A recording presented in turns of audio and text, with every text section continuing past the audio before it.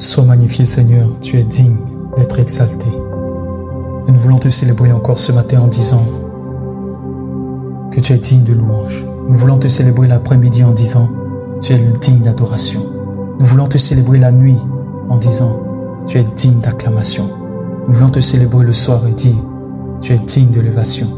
Nous voulons te célébrer à tout moment et dire louez l'Éternel. Invoquez son nom et faites connaître parmi les peuples ses faits.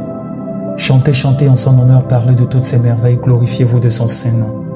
Que le cœur de ceux qui cherchent l'Éternel se réjouisse. Ayez recours à l'Éternel et à son appui, cherchez continuellement sa face. Souvenez-vous des prodiges qu'il a fait, de ses miracles et des jugements de sa bouche. Postérité d'Abraham, son serviteur, enfant de Jacob, ses élus. L'Éternel est notre Dieu, ses jugements s'exercent sur toute la terre. Il se rappelle à toujours son alliance, ses promesses pour 1000 générations. L'alliance qu'il a traitée avec Abraham et le serment qu'il a fait à Isaac.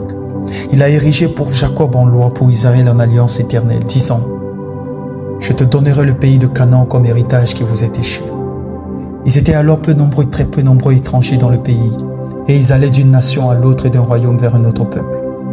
Mais il ne permit à personne de les opprimer, et il châtia des rois à cause d'eux. Ne touchez pas à mes oins, et ne faites pas de mal à mes prophètes. Il appela sur le pays la famine, il coupa tout moyen de subsistance, il envoya devant eux un homme. Joseph fut vendu comme esclave.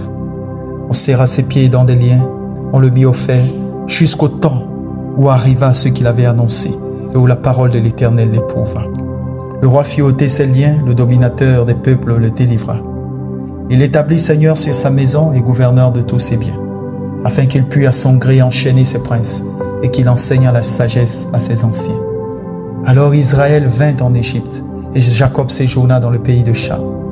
Il rendit son peuple très fécond et plus puissant que ses adversaires.